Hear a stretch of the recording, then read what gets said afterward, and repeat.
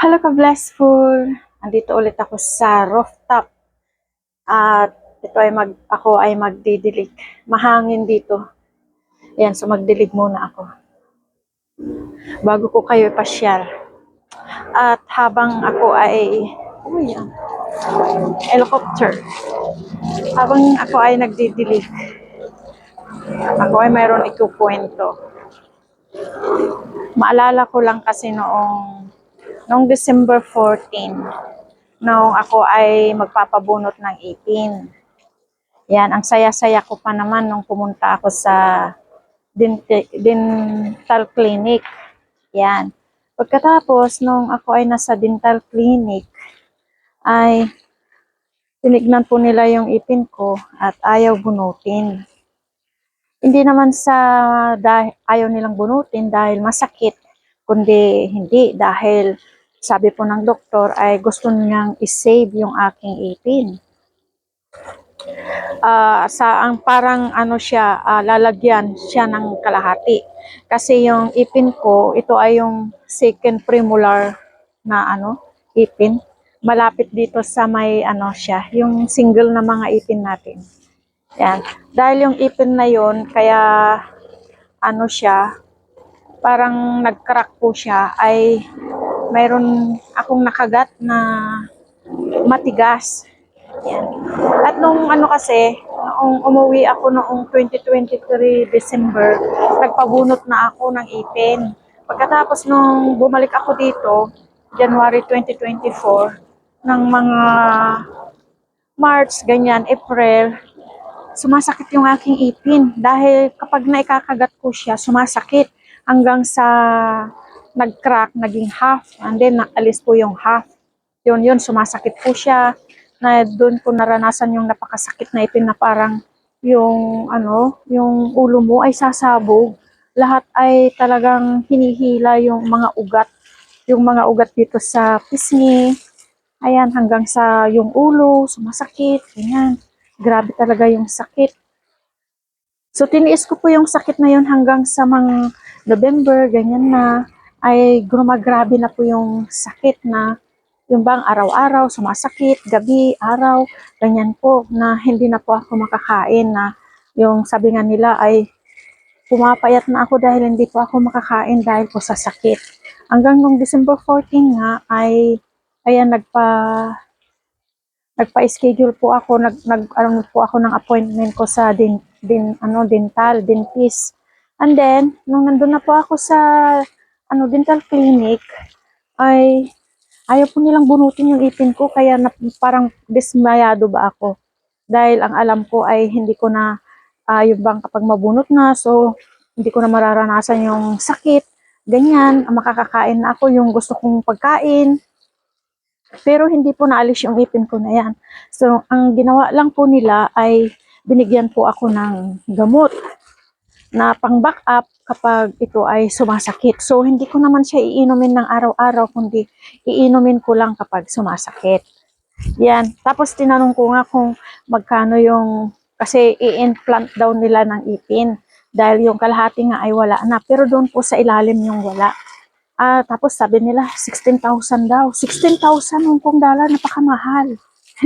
Tapos sabi ng dentist na kapag pag umuwi na daw ako sa Pinas o ay magbabakasyon, doon ko na lang daw ipapabunot dahil dito nga sa Hong Kong ay napakamahal yung bunot ng ipin. Grabe talaga.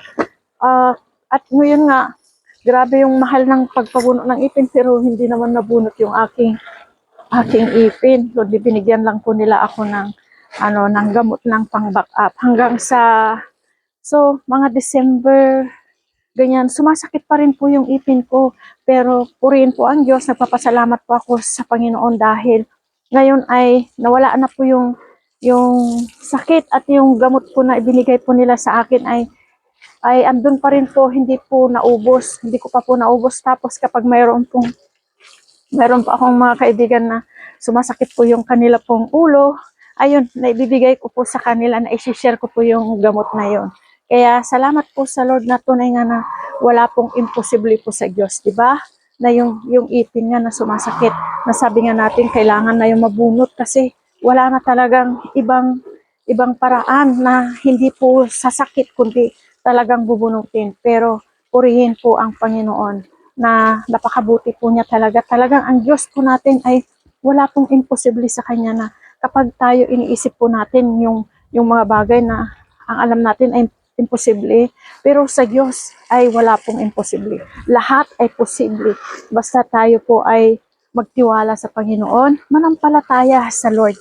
Yan, at ang Panginoon nga tunay nga, yung mga gamot na iniinom ko ay yun po yung ginamit po ng Lord na instrumento para sa ganoon ay hindi na po sumakit yung aking ipin. Nung ano nga pa yung isa po natin kapatid na kung saan ay si Risa na umuwi po sa Pilipinas, na kasi nga para mayroon po akong reserba na gamot, sabi ko sa kanya ay magpapabili po ako sa kanya ng gamot sa ipin, yung ano ba yung Ponstan, kasi yun lang po yung kanila pong binigay sa akin na gamot, yung Ponstan, tapos paracetamol, at yung para po sa tiyan, para mayroon pong, para hindi po sasakit yung tiyan kapag uminom po ng, ng gamot. Bumalik po siya ng January to, at tinatanong nga sa akin kung bibili pa po siya ng gamot, pero sabi ko ay hindi na siya bibili dahil yung gamot na ibinigay po sa akin ng doktor ay hindi ko pa po naubos. Kaya ayan, hanggang ngayon ay meron pa rin po yung gamot doon, at yun nga talagang laking pasasalamat ko sa Panginoon.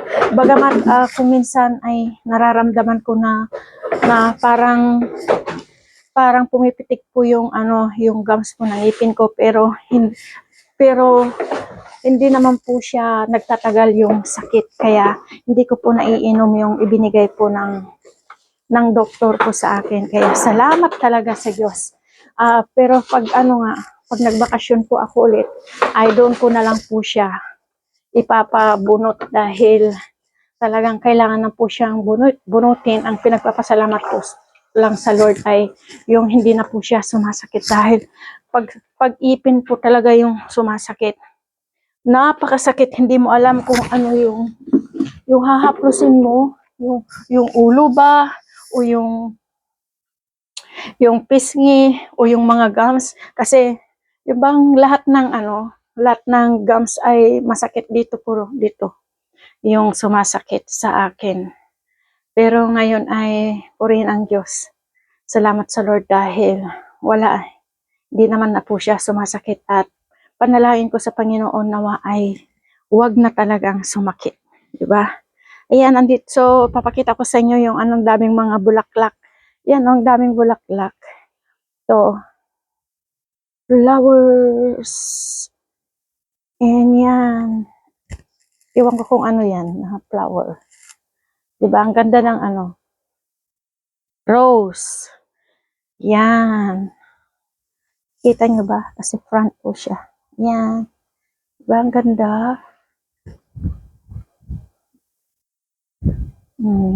Ganda. Yan. At ito yung aking favorite na rose. Ito siya. Yung orange ang kulay. Orange. Pero kapag tumatagal na po siya, kumukupas yung kulay, nagiging off-white. Nagiging off-white. Yan. At yung mayroon din kaming dito, samsamping. Pero hindi ko nakukuha, kaya nagiging magulang. Nagiging magulang siya. Ay, mayroon din ganito palang flower si Amo, oh. Anong kulay nito?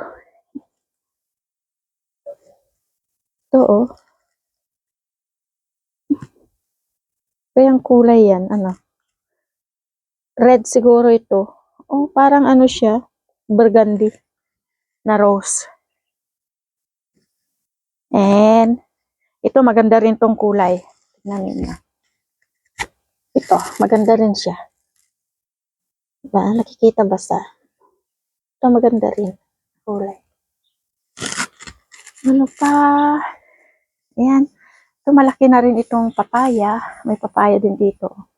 Papaya at saka mangga na yung mangga ay namumulaklak na rin siya. And malapit nang mahinog yung mga passion fruit ni Amo. So, mayroon siyang passion fruit. Yun, mayroon pa dito. So, mayroon pa. Saka ito. Yan. So, ayan. So, thank you for watching. God bless us all. Lagi pong mag-iingat. And Jesus loves you.